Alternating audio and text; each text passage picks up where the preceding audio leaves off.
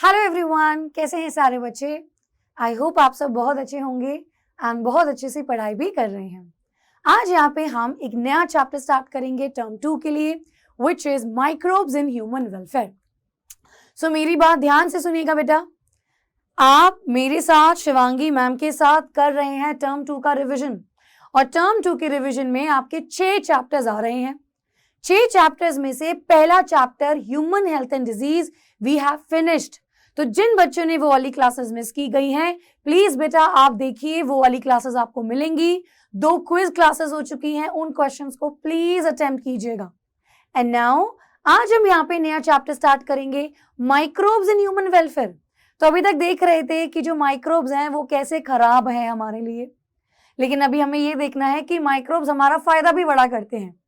सो मैं आपको बताती हूँ इससे बेटा हम कैसे कंप्लीट करेंगे। So today is lecture number 1। सो देखिए और ध्यान से सुनिएगा, कोई टॉपिक आपका मिस नहीं होना चाहिए। इस लेक्चर को, इस चैप्टर को बेटा हम 3 लेक्चर्स में डिवाइड करेंगे, ठीक है। एक तो हो गया आपका आज ये सैटरडे वाला, ठीक है, 8 PM पे आज अभी शुरू हो रहा है, ठीक है। दूसरी चीज बेटा 8 बजे ही थर्सडे को आपका दूसरा लेक्चर आएगा, तो थर्सडे को ये देखेंगे। एंड फ्राइडे को बेटा यहाँ पे आपका मेंटी क्विज होगा लाइव। फ्राइडे को इसी चैप्टर का मेंटी क्विज करेंगे लाइव। तो कृपया करके प्लीज इन तीनों क्लासेस को मिस नहीं करेंगे, ठीक है। चलें अब आज यहाँ पे हम यहां तक टॉपिक कंप्लीट कर लेंगे, सीवेज ट्रीटमेंट तक। सो पहले we will discuss about microbes in household, फिर इंडस्ट्रीज में उनका यूज देखेंगे। मैं आपको साथ साथ क्वेश्चन बताते हुए चलूंगी, फिर बच्चे सीवेज ट्रीटमेंट देखेंगे। एक और चीज ध्यान रखिएगा, अभी तक ये नहीं आया है कि एमसीक्यू होगा कि सब्जेक्टिव होगा, तो हम सब्जेक्टिव के हिसाब से चलेंगे, लेकिन ऐसा हो सकता है कि लास्ट मोमेंट पे there might be a change. So we are going to practise MCQs in MNT quiz, और मैं आपको यहाँ से सब्जेक्टिव क्वेश्चन बताती चलूंगी कि कौन कौन से इंपॉर्टेंट है।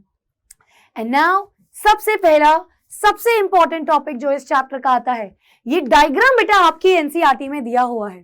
सो माइक्रोब्स क्या होते हैं? Micro organisms. और माइक्रो ऑर्गेनिज्म में कितने सारे हो गए? It could be bacteria, it could be a virus, it could be a protozoan, it could be a fungi, कुछ भी हो सकता है। It could be a prion, तो प्रियॉन पे क्वेश्चन आता है इसलिए लिख रही हूं। तो जो जो इंपॉर्टेंट है सीधा वही बता रही हूं भाई। प्रियॉन बच्चे क्या होता है? ये प्रोटीनिशियस थिंग है। It is the protein coat which causes infection. Virus में बेटा एक प्रोटीन कोट होता है और अंदर जेनेटिक मटेरियल होता है। अगर मैं प्रियॉन की बात करूंगी तो प्रियॉन मतलब केवल protein coat which is infectious. एक होते हैं बच्चे वायरॉइड्स। वायरॉइड्स वो होते हैं जो कि केवल आरएनए है एंड इट इज इन्फेक्शियस। और वायरस जो पूरा इन्फेक्शियस है, उसमें जेनेटिक मटेरियल भी है और प्रोटीन भी है, ठीक है ना। ये देखिए क्या क्या दिया हुआ है। सो ये बेटा आपका एक रॉड शेप बैक्टीरिया है। दिस इज द कोकाई यानी स्फेरिकल शेप बैक्टीरिया। ये बेटा फ्लैजिला है। सब बैक्टीरियाज में फ्लैजिला नहीं होता, these are motile। यहां पे देखिए इस पे से बहुत इंपॉर्टेंट क्वेश्चन आता है क्या, कि हम किन की कॉलोनीज देख सकते हैं। ये जो माइक्रो ऑर्गेनिजम्स होते हैं, these are very tiny teeny particles। इसको आप अपनी नेकेड आइज में नहीं देख सकते, लेकिन अगर हमने इसकी कॉलोनी बनाई, यानी हम इसका कल्चर कर रहे हैं, खूब सारा नंबर इंक्रीज किया, तब बेटा आप इसको देख सकते हैं। जैसे कि ये है आपकी बैक्टीरिया की कॉलोनी और ये है बच्चे फंजाई की कॉलोनी। तो बैक्टीरियाज और फंजाई को हम कॉलोनीज में इस तरीके से देख सकते हैं। ये क्वेश्चन पूछा जाता है 1 मार्क्स का, ठीक है। दूसरा क्वेश्चन यहां से एमसीक्यू का क्या बन सकता है? ये बेटा दिस इज द बैक्टीरियोफाज। बैक्टीरियोफाजेस क्या होते हैं? जो कि बैक्टीरिया को इन्फेक्ट करते हैं। This is the rod shape TMV, tobacco mosaic virus. और यहां से क्वेश्चन आता है, ये बेटा आपका अडीनो वायरस है। अगर आप देखेंगे एनसीईआरटी में डिस्क्रिप्शन लिखा हुआ है, it causes respiratory diseases. And you know बेटा, हमने बायोटेक में भी ये पढ़ा है कि अडीनो वायरस जो है वो वैक्सीन्स बनाने में भी मदद करते हैं। ठीक है, तो यहां से ये क्वेश्चन और ये क्वेश्चन बनता है। अब अगला यहाँ पे नेक्स्ट चीज, where are all these microbes present? ये हर जगह प्रेजेंट हो सकते हैं, एवरी पॉसिबल वे। ये बेटा एक्सट्रीम कोल्ड रीजन्स में प्रेजेंट हो सकते हैं, ये बच्चे हॉट थर्मल वेंट में हो सकते हैं, यानी कि बहुत गर्मी वाली जगह पे, हॉट स्प्रिंग्स में हो सकते हैं, ओशंस के अंदर। ठीक है, ये बच्चे ह्यूमन की बॉडी के अंदर हो सकते हैं। Then there are certain which we called as methanogens. तो मैं बिल्कुल टू द पॉइंट आ रही हूं, जो चीज एग्जाम में पूछ सकता है, और चाहे इसको नीट ले लो चाहे इसको बोर्ड्स ले लो, दोनों में ही। मिथेनोजेंस बेटा ये पाए जाते हैं मार्शी एरियाज में, and also very very important, these are found in ruminants, cattle में जिनके पास र्यूमिन होता है, तो ये र्यूमिनेंट्स में भी पाए जाते हैं। ठीक है, चलिए नेक्स्ट, अब यहां से मेन पार्ट स्टार्ट है। सो माइक्रोब्स का जो बेनिफिट है वो डिफरेंट डिफरेंट कैटेगरीज में दिया हुआ है। पहली कैटेगरी है बेटा घरों में ये कैसे यूज होता है, दूसरा इंडस्ट्रीज में इसका क्या यूज है, तीसरा बेटा ये एग्रीकल्चर में डिस्क्राइब किया गया है, जिसमें हमने bio fertilisers, bio control agents पढ़ना है, जो हम अगले लेक्चर में पढ़ेंगे थर्सडे की क्लास में। आज यहाँ पे माइक्रोब्स इन हाउस होल्ड में हमें क्या पढ़ना है कि ये घर में कैसे यूज होता है। सो पढ़ाने को तो इसमें बहुत चीजें मैं पढ़ा दूं, पनीर पढ़ा दूं, लस्सी पढ़ा दूं, छाछ पढ़ा दूं, लेकिन वो सब पूछा नहीं जाता। एग्जाम में 2-3 चीज पूछी जाती है, उसी को हम यहाँ पे करेंगे। तो पहला is curd. Curd is your dahi. तो दही कैसे बनती है, आप सभी ने देखा होगा मम्मी कैसे करती हैं। सो मम्मी थोड़ा सा दूध को गर्म करती हैं, ठीक है, हल्का सा गर्म करती है, उसे उबालती नहीं है। उसके बाद जब उसका टेम्परेचर थोड़ा सा वार्म हो जाता है तो बोलते हैं ना मम्मी थोड़ा सा दही जमाने के लिए रख देना, तो 1 चम्मच दही उसमें डालती हैं, उसको अच्छे से मिलाती हैं, फिर उसको एज इट इज रख देती हैं एक वार्म प्लेस में। तो एक्चुअली क्या होता है, वो जो 1 चम्मच दही डाला उसके अंदर बैक्टीरिया होते हैं, और वो बैक्टीरिया हमने मिला दिया उस दूध में। दूध में क्या है, शुगर है। कौन सी शुगर है, लैक्टोज शुगर है। तो बैक्टीरिया को खाना मिल गया, बैक्टीरिया को खाना मिल गया, so bacteria will reproduce, bacteria will respiration, they will reproduce and they will increase in number. और वो कुछ चीजें ऐसी प्रोड्यूस करते हैं जैसे कि लैक्टिक एसिड, और उस लैक्टिक एसिड से मिल्क प्रोटीन्स कोगुलेट होते हैं, और वो कोगुलेट होने के बाद जो टेक्सचर हमको मिलता है दैट इज दही। सो एक पूरा प्रोसीजर होता है इसका, लिखेंगे, सुनिए बेटा। सो सबसे पहले तो वो कौन से बैक्टीरियाज हैं जो रिस्पॉन्सिबल हैं फॉर कडलिंग, यानी कर्ड बनाने के लिए, कर्ड फ्रॉम मिल्क, तो वो बेटा होते हैं lab, which is lactic acid bacteria. कई बार क्वेश्चन आया हुआ है इसमें कि लैब क्या होते हैं, क्या करते हैं, सारे क्वेश्चंस यहां पे कवर हो जाएंगे। लैक्टिक एसिड बैक्टीरिया कोई एक बैक्टीरिया नहीं है, वो सारे बैक्टीरिया जो कि अपना जो भी फर्मेंटेशन का प्रोसेस है, बिना ऑक्सीजन की जो रेस्पिरेशन कर रहे हैं, अगर वो लैक्टिक एसिड प्रोड्यूस करते हैं, so those are lactic acid bacteria. जैसे बेटा इसमें आपका स्ट्रेप्टोकोकस थर्मोफिलस आता है, इसमें लैक्टोबैसिलस एसिडोफिलस आता है, लैक्टोबैसिलस वल्गैरिकस आता है। So these are the 3 important जो आपको याद होने चाहिए। नाउ ये जो चीजें हैं these are milk protein, these are milk protein. अब देखिए बेटा होता क्या है, so what basically happen is, हमने लिया दूध, दूध में क्या है, दूध में है lactose, sugar, which is a disaccharide, जिसमें गैलेक्टोज और ग्लूकोज होता है। तो यहां पे बेटा जब हम लैब डालते हैं तो ये इसका डाइजेशन करते हैं, हमें ग्लूकोज मिलता है, गैलेक्टोज मिलता है, फाइनली हमें लैक्टिक एसिड मिलता है। अब ये कैसे मिलेगा वो मैं आपको कंप्लीट प्रोसीजर अभी बताऊंगी, पहले शॉर्ट में समझ रहे हैं। ये लैक्टिक एसिड जो है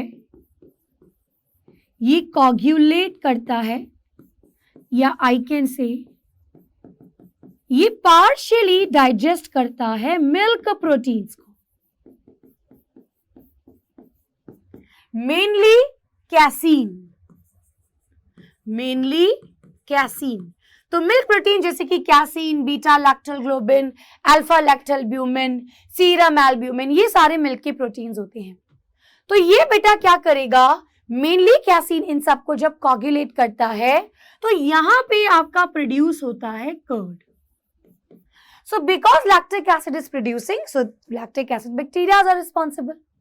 चलिए इसे नोट डाउन करें बेटा, नोट डाउन करें, और अब यहाँ पे हम लिखेंगे कि क्या इसका प्रोसीजर होता है। सो लुक हियर बेटा, how it is produce. So number 1 procedure मैंने क्या कहा था, मम्मी सबसे पहले दूध को गर्म करती है, तो उसे हम पास्चराइजिंग कहते हैं। हम दूध को बॉईल नहीं करते, हमें बॉईल नहीं करना, हमें बेटा अगर उसमें कोई माइक्रो ऑर्गेनिज्म है उसको खत्म करना है, इसे पास्चराइजिंग कहते हैं। सो मिल्क यहां पे होता है पास्चराइज्ड, और ये बेटा कैसा हिसाब किताब है, अगर हम ज्यादा में करेंगे अराउंड 72 डिग्री सेल्सियस, तो हम 15 सेकेंड्स के लिए करेंगे।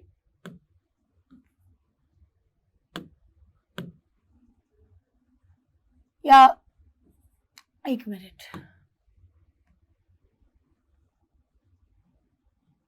कुछ किया, देन मान लीजिए अगर मैंने थोड़ा कम टेम्परेचर लिया है तो मैं इसको कुछ 30 सेकेंड के लिए कर दूंगी। सो अब की बार मम्मी ये करे तो उन्हें बताना हम क्यों कर रहे हैं, मम्मी को भी पता होगा। So what basically happening is we are killing any microbe, कोई हार्मफुल माइक्रोब अगर यहाँ पे प्रेजेंट है, इस मेथड से हम उसको मार देंगे। एक चीज बड़ी इंपॉर्टेंट है कि वी आर नॉट बॉइलिंग, हम यहाँ पे बॉईल नहीं कर रहे हैं बेटा।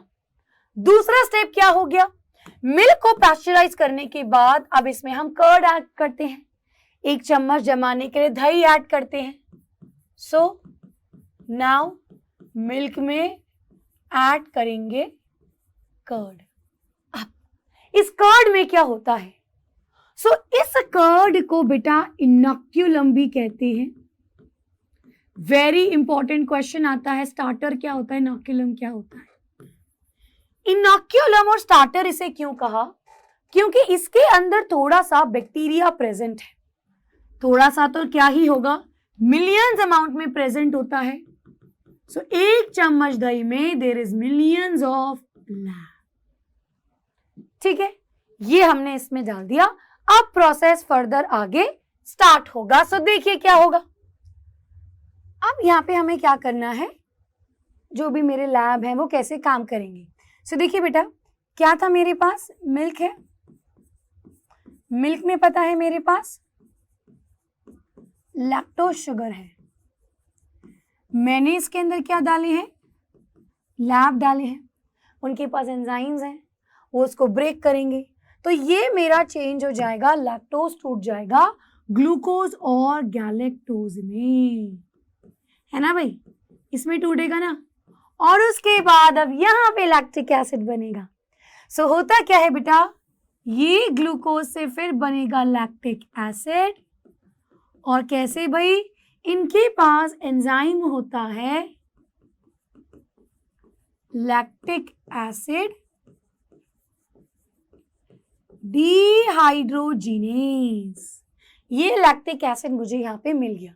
तो दही में जो हल्का सा खट्टापन होता है, यही लैक्टिक एसिड की वजह से बेटा सॉर टेस्ट होता है, ठीक है। फिर क्या हो रहा था भाई, जल्दी जल्दी बढ़ाएंगे आगे।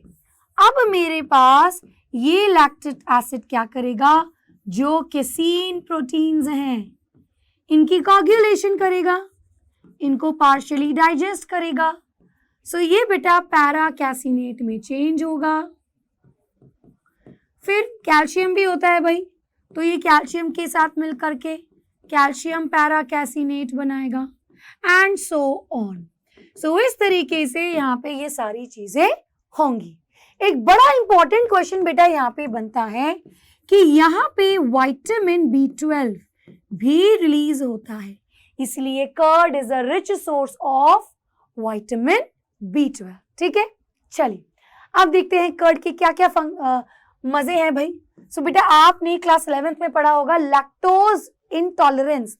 तो कुछ कुछ लोग होते हैं जिसको लैक्टोज डाइजेस्ट नहीं होता क्योंकि उनकी बॉडी में लैक्टेज एंजाइम की कमी हो जाती है, तो अक्सर उन लोगों को कर्ड खाने के लिए कहा जाता है। सो एक तो ये फायदा हुआ कि लैक्टोज इंटॉलरेंस में कर्ड खा सकते हैं बेटा। ठीक है, दूसरी चीज यहाँ पे क्या होगी, जैसे मैंने आपको कहा कि यहाँ पे विटामिन B12 है। तीसरी बेटा ये जो लैब है these are gram positive bacteria, और ये मार देंगे उन ग्राम नेगेटिव बैक्टीरिया को जो हार्मफुल होगा। So it will kill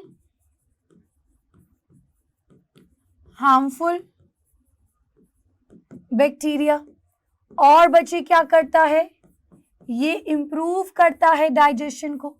and you know very very important thing is ये एंटी कैंसरस और एंटी म्यूटेशन भी करते हैं। म्यूटाजेन मतलब म्यूटेशन नहीं होने देते। So it is anti mutagenic and anti cancerous. ठीक है बेटा, चलिए। सो यहाँ पे हमारा होता है खत्म कर्ड। अब बारी आती है माइक्रोब्स का यूज इन डो। सो दो तरीके के डो हमको पढ़ने हैं। ये वाला जो डो है बेटा ये इडली डोसे का बैटर है। सो यहाँ पे this is the idli dosa वाला। ठीक है, और यहाँ पे बेसिकली क्या करती है मम्मी लोग, चावल को या उड़द की दाल को भिगोते हैं, फिर उसको सुबह पीसते हैं, फिर उसके अंदर बेटा नेचुरली फर्मेंटेशन होता है। तो नेचुरली जो आसपास में चीजें प्रेजेंट हैं अपने यहाँ फर्मेंटेशन होता है, हम कुछ ऐड नहीं कर रहे। सो यहाँ पे लिखेंगे। सो हम बेसिकली क्या करते हैं बेटा, राइस को या उड़द दाल, तो इसमें क्या है, इसमें आपके पास शुगर ही तो है। तो इन सारी चीजों को मैंने क्या किया, यहाँ पे बेटा मैंने इसको सोक किया ओवरनाइट, फिर हमने इसका पेस्ट बनाया, और पेस्ट बनाने के बाद इसमें हुई नेचुरल फर्मेंटेशन। नाउ तो ये कौन सी ऑर्गेनिज्म है जो इनकी फर्मेंटेशन करते हैं, दिस इज ऑल्सो लैब। तो अक्सर बच्चे को यही कंफ्यूजन होता है कि ये कौन करता है, ये भी बेटा लैक्टिक एसिड बैक्टीरिया ही होते हैं, लैब भी होते हैं। और क्या प्रोसीजर होता है देखिए बेटा। So what happen is, starch है इसके अंदर, राइस के अंदर स्टार्च होता है। स्टार्च को बेटा ये तोड़ते हैं ग्लूकोज में, फिर बच्चे उसके बाद लैक्टिक एसिड में टूटेगा। लैक्टिक एसिड या मैं इसको यहां पे लिखती हूं, ये लैक्टिक एसिड में टूटता है, फिर फर्दर ये एसिटल्डिहाइड में टूटता है, फिर ये एसिटल्डिहाइड में टूटता है, और फर्दर अगर इसको और छोड़ा जाए तो CO2, और इसी की वजह से बच्चे ये राइज होता है, ये फूलता है। ठीक है, सो क्या हमने करा, dough, this is the idli sambar वाला डो, इडली सांभर तो नहीं इडली डोसे वाला, ये लैब के थ्रू होता है, यहाँ पे भी फर्मेंटेशन हो रही है, और बेटा यहाँ पे CO2 रिलीज होगा तो ये राइज करेगा। ठीक है, दूसरा जो डो होता है that is the cooking dough, ये मेरा बेकरी वाला डो है भाई। ठीक है बेटा, और इसमें मेरा ईस्ट होता है। सो ईस्ट को हम बेकर्स ईस्ट भी कहते हैं क्योंकि वो डो बनाने में मदद करता है। अब देखिए बेटा ये क्या करता है। सो अगेन यहाँ पे हम क्या कर रहे हैं भाई, यहाँ पे मेरे पास स्टार्च है, इनके पास एंजाइम होगा, अमाइलेज सेम चीज है बेटा। देखिए स्टार्च माल्टोज में चेंज होता है, माल्टोज ग्लूकोज में चेंज होता है, आप 11th क्लास में पढ़ के आए हो। अमाइलेज एंजाइम, फिर माल्टोज को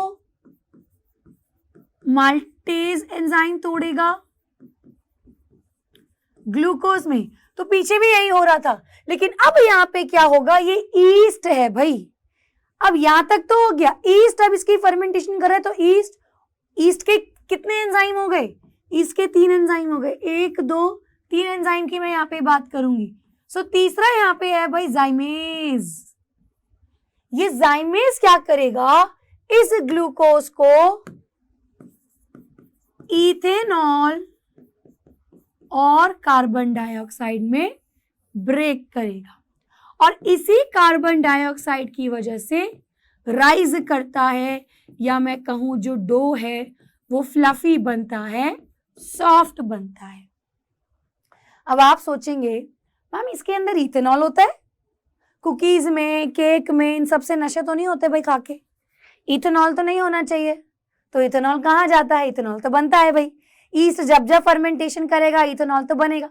सो जब कुकिंग होती है ना बेटा, जब इसको पकाते हैं तो ईस्ट भी मर जाता है, कार्बन डाइऑक्साइड तो गई, इथेनॉल भी उड़ जाता है, ठीक है। सो जब कुक करते हैं तो ईस्ट ऑल्सो डाई, CO2 भी नहीं रहती, इथेनॉल भी इवेपोरेट हो जाता है। So this is the cooking dough, ठीक है। तो कहां से क्वेश्चन बना, एक तो आपका कर्ड जो भाई पूरा बहुत इंपॉर्टेंट है बेटा, ये रिएक्शन कोई लिख कर के नहीं आता एग्जाम में। सो अगर आप ये रिएक्शन लिख करके आएंगे तो कोई माइकल लाल नहीं है भाई तुम्हारा नंबर काटने वाला। यहाँ पे भी ये चीज बहुत इंपॉर्टेंट है, आपको ये पता होना चाहिए कि बैक्टीरिया का कौन सा है और ईस्ट का कौन सा है। अब यहाँ पे एक छोटा सा है विच इज टॉडी। तो टॉडी में बेटा क्या होता है, ये साउथ इंडिया की फेमस ट्रेडिशनल ड्रिंक है, it is a south Indian traditional drink. तो यहाँ पे पाम जो प्लांट है उसका साप लेते हैं और उसकी बेटा फर्मेंटेशन होता है, तो यहाँ पे जो ड्रिंक बनती है उसको टॉडी कहते हैं। आपको पता है इसी टॉडी ड्रिंक को अगर हमने कुछ और समय तक फर्मेंटेशन होने दिया, अगर यहाँ पे कुछ मोर समय लगा, मोर टाइम लगा, तो बेटा ये अल्कोहल बनेगा, और अगर और टाइम लगा तो ये आपका पाम का विनेगर बन जाएगा, ठीक है। लेकिन हम ये ड्रिंक यूज करते हैं। Now this was the dosa, curd, idli.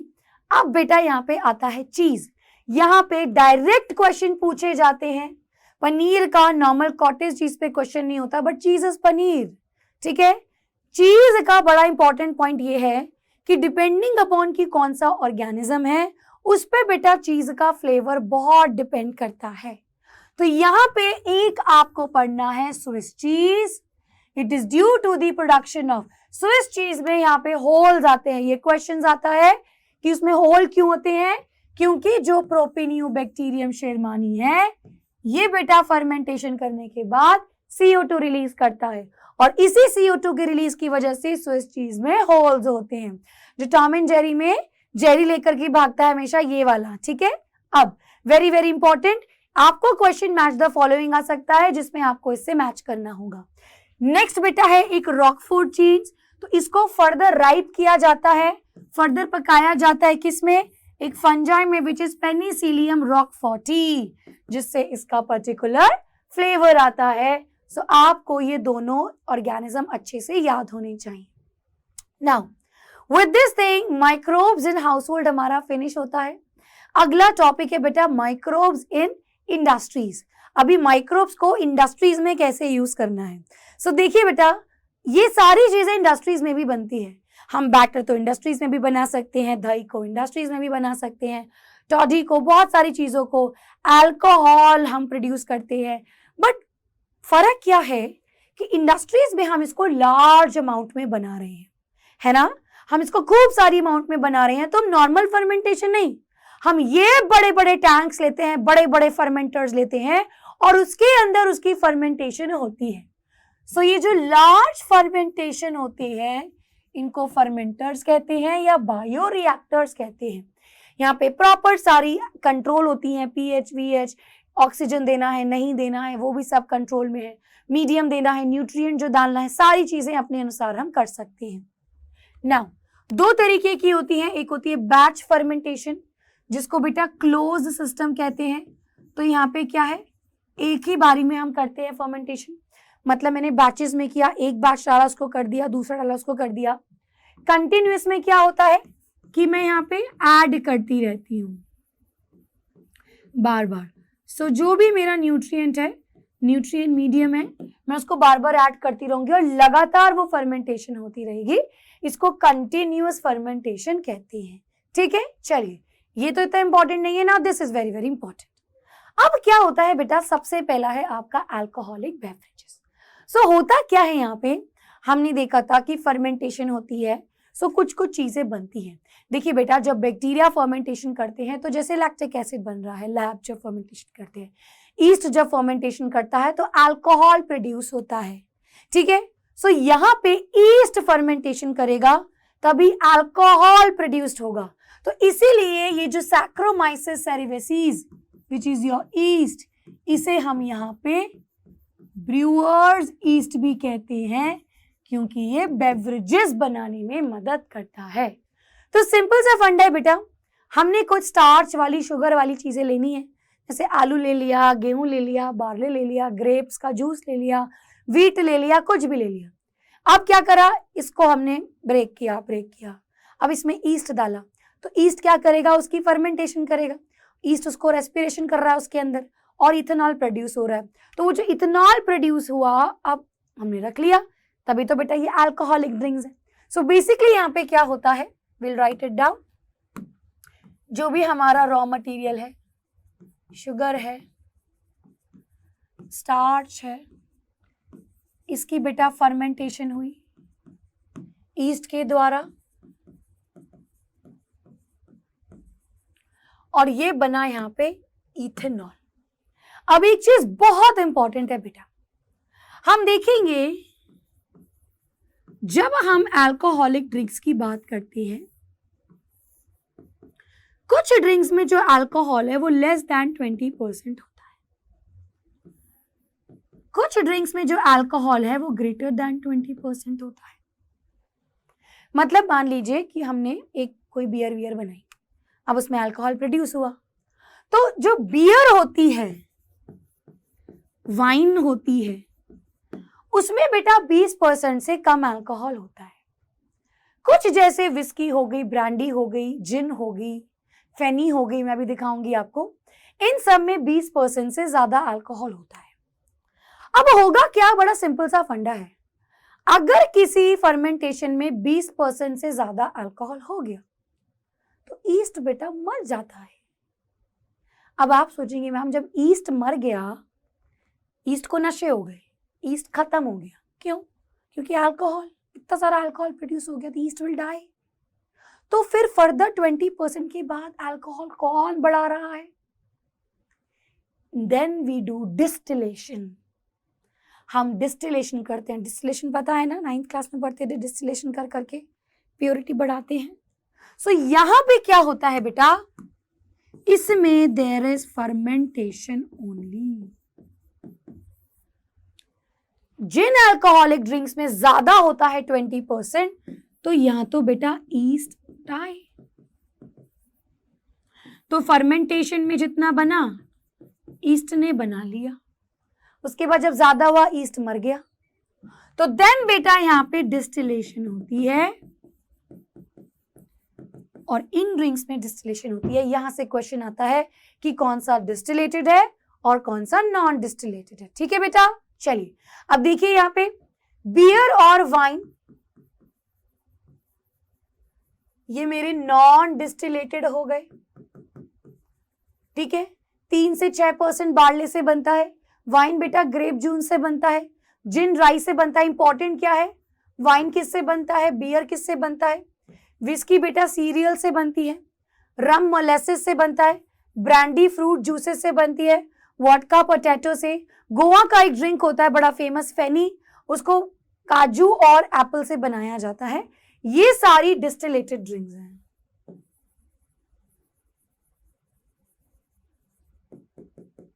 ये सारी डिस्टिलेटेड है, ठीक है। चलिए आगे बढ़ते हैं बेटा। नेक्स्ट यहाँ पे जो टॉपिक आता है that is antibiotics. So antibiotics को हम प्रोड्यूस करते हैं इंडस्ट्रीज में, यहां पे भी माइक्रोब्स का रोल है। देखिए बेटा इसके पीछे एक बड़ी छोटी सी कहानी है, मैं फट से आपको सुनाती हूं। So there was this person who is Alexander Fleming. इन्होंने एक्सीडेंटली सबसे पहला एंटीबायोटिक डिस्कवर किया। He accidentally discovered the first antibiotic. And आप सब जानते हैं सबसे पहला जो एंटीबायोटिक है that is penicillin. Yes or no? पता है ना भाई, जो सबसे पहली एंटीबायोटिक है वो पेनिसिलिन है। अब ये कैसा हुआ?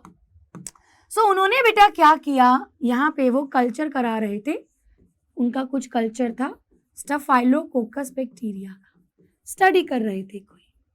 अब क्या हो गया, कुछ समय में मतलब उन्होंने देखा कि इसमें कोई इम्प्योरिटी हो गई, मतलब कुछ गंदगी वंदगी वजह से या क्लीन नहीं किया, तो यहाँ पे कुछ कुछ चीजें ग्रो करने लगी। तो उन्होंने बेटा देखा कि यहाँ पे कुछ चीजें ग्रो करने लगी अपने आप, और इसके ग्रो होने के कारण इसके आसपास तक नो ग्रोथ ऑफ स्टाफाइलोकोकस। उन्होंने देखा कि उसमें कोई मोल्ड आ गए भाई, कोई ग्रोथ होने लगी, और ये बेटा एक फंजाई था विच इज पेनिसिलियम नोटाटम। इसकी ग्रोथ होने के कारण इसके आसपास तक कोई बैक्टीरिया ग्रो नहीं किया, बहुत दूर दूर ग्रो कर रहा था।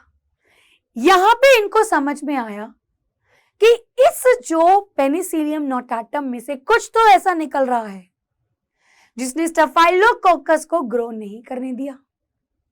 ऐसे बहुत सारे बैक्टीरिया जो बीमारी फैला सकते हैं, कुछ तो पेनिसिलियम में ऐसा निकल रहा है जो उन बैक्टीरिया को ग्रो नहीं करने दे रहा। उस चीज को इन्होंने कहा एंटीबायोटिक।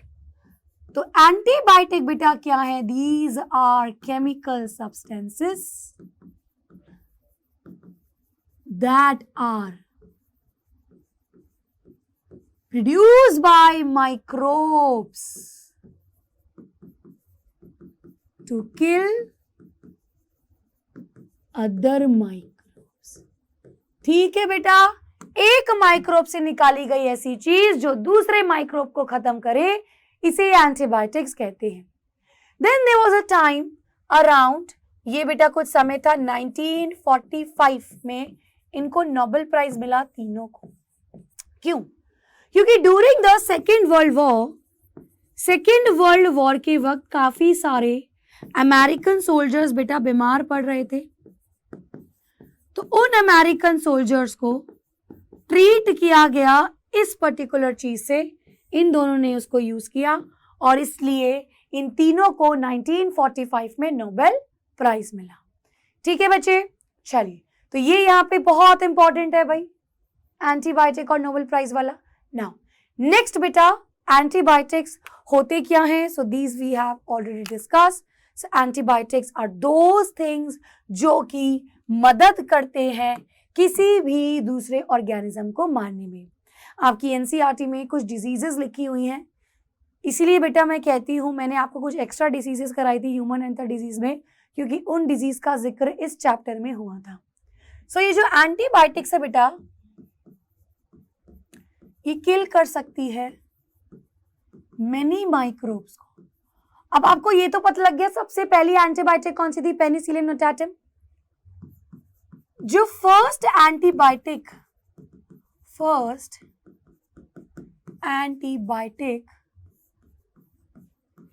was from fungi और उसका नाम था पेनिसिलिन। जो फर्स्ट एंटीबायोटिक फ्रॉम बैक्टीरिया है, ध्यान से सुनिए, सबसे पहले तो आपकी पेनिसिलिन हुई, बट द फर्स्ट एंटीबायोटिक जो कि बैक्टीरिया से बनाई गई इंपॉर्टेंट है बेटा क्वेश्चन। ये थी streptomycin, it was streptomycin and it was made by Voxman. ठीक है, ये वॉक्समैन ने बनाई थी, वेक्समैन, वॉक्समैन, कैसे भी बोल लो। ठीक है, चलिए ये यहाँ पे हो गई भाई बात खत्म। अब कुछ बीमारियां दे रखी है एनसीईआरटी में, जैसे बेटा पर्ट्यूसिस, जिसे आप व्हूपिंग कफ कहते हैं, इसको एनसीईआरटी में लिखा है काली खांसी। देन डिप्थेरिया हमने पढ़ा था, याद आया, जिसमें म्यूकस मेम्ब्रेन खराब होती है, तो खूब सारा म्यूकस आ रहा है तो दम घुट रहा है, तो इसको इसमें गला गोटू लिखा है एनसीईआरटी में। ठीक है, गल गोटू। देन बेटा जो हमने लेप्रोसी पढ़ा, उसे कहते हैं कुष्ठ रोग। और भी बहुत सी बीमारी एनसीईआरटी में मेंशन है, जैसे कि typhoid, pneumonia. Now we know इन सब में एंटीबायोटिक यूज होता है, क्योंकि ये सब बैक्टीरिया कॉजिंग डिजीजेज हैं, इन सब के लिए हम यूज करते हैं एंटीबायोटिक्स। बट मैं सारे इंपॉर्टेंट पॉइंट बता रही हूँ जो एनसीईआरटी में नहीं छोड़ना है। चलिए नेक्स्ट बेटा, यहाँ पे कुछ ऐसी चीजें और हैं जो हमें मिलते हैं इंडस्ट्रीज में, जो हम बनाते हैं। So there are various things, various microbes which are used. So let us read about some acid जो बनते हैं। सो पहला बेटा सिट्रिक एसिड, तो आपको इसका ऑर्गेनिज्म पता होना चाहिए। तो आपको पता क्या होना चाहिए, केवल नाम और किससे ये बनता है। तो सिट्रिक एसिड बेटा एस्परजिलस से बनता है, विच इज अ फंगस। ठीक है। देन एसिटिक एसिड जो विनेगर है, दो प्रोसेस से बना।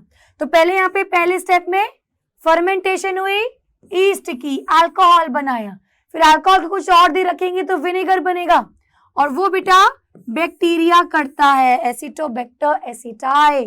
तो ये पूछा जाता है क्वेश्चन में, मैच द फॉलोइंग आएगा आपको, और आपको मैच करना होगा या फिर नाम लिखना होगा। ब्यूटेरिक एसिड, ये बेटा क्लोस्ट्रीडियम ब्यूटेरिकम से ये रैंसिडिटी क्रिएट करता है बटर में। लैक्टिक एसिड ये हम पढ़ चुके हैं, so there are so many lactic acid bacteria, lactic acid bulgaricus, acidophilus and your lactis. ठीक है, ये बस नाम पता होने चाहिए। नेक्स्ट बेटा देयर आर सर्टेन विटामिन, जैसे कि riboflavin which is vitamin B2, ये बेटा आपका फंजाई से होता है। देन विटामिन B12, इसका नाम पता होना चाहिए, कोबैलामिन, ये किस में होता है भाई, it is also known as niacinamide, है ना। और ये बेटा विटामिन B12 ये हमने कर्ड में पढ़ा था। ठीक है। देन आपका ascorbic acid which is your vitamin C, तो ये पता होना चाहिए कि ये हमें मिलता है फ्रॉम एसिटोबैक्टर। ठीक है, चलिए now this is very very important, हर साल इसमें से क्वेश्चन पूछा ही गया है, इसको नहीं छोड़ना, इसका फंक्शन पता होना चाहिए और इसका कॉजल ऑर्गेनिज्म। सो देखिए बेटा, सबसे पहला है लाइपेजेस, इसे ऑयल के जो स्टेन्स होते हैं कपड़ों में या किसी चीज में, उसको रिमूव करने में मदद करता है, क्योंकि नाम ही देखिए क्या है, लाइपेजेस, यानी कि लिपिड को डाइजेस्ट करने वाला, तो ऑयल स्टेन को रिमूव करता है।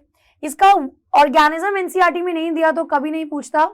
नाउ पेक्टिनेजेस, प्रोटीनेजेस, ये बेटा फ्रूट जूस की क्लियरिंग में मदद करता है, clearing of fruit juices.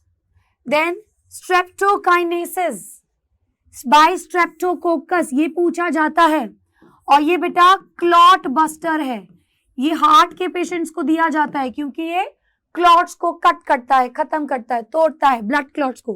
Then साइक्लोस्पोरिने, ये पूछा जाता है, ट्राइकोडर्मा पॉलीस्पोरम, ये क्या करता है आपका, जैसे लेट्स सपोज कोई किडनी विडनी ट्रांसफर करनी है, कोई स्किन ग्राफ्ट लगाना है, तो हमारी बॉडी में फटाफट से टी लिम्फोसाइट्स एक्टिवेट हो जाएंगे और वो होने नहीं देगा वो काम, तो ये टी लिम्फोसाइट्स को उस टाइम इनएक्टिवेट करता है। सो ये रिड्यूस करता है इम्यूनिटी, तो ये इम्यूनिटी डिप्रेसेंट है, ये इनएक्टिव करेगा टी लिम्फोसाइट्स को, जो हमें ट्रांसप्लांटेशन में मदद करेंगे। देन स्टैटिन्स मोनास्कस परप्यूरियस, ये भी पूछा जाता है, और ये बेटा क्या करता है, ब्लड कोलेस्ट्रॉल को कम।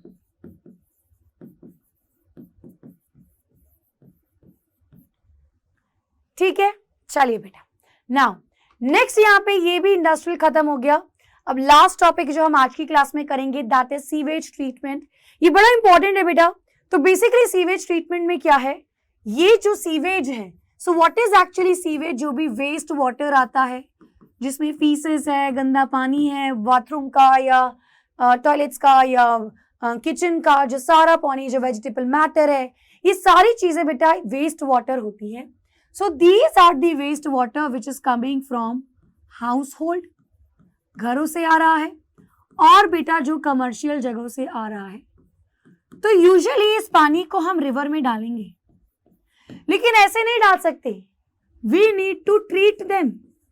मुझे इसको ट्रीट करना होगा, मुझे क्लीन वाटर को रिवर में डंप करना होगा, और ये कहाँ किया जाता है, STP में, which is sewage treatment plants.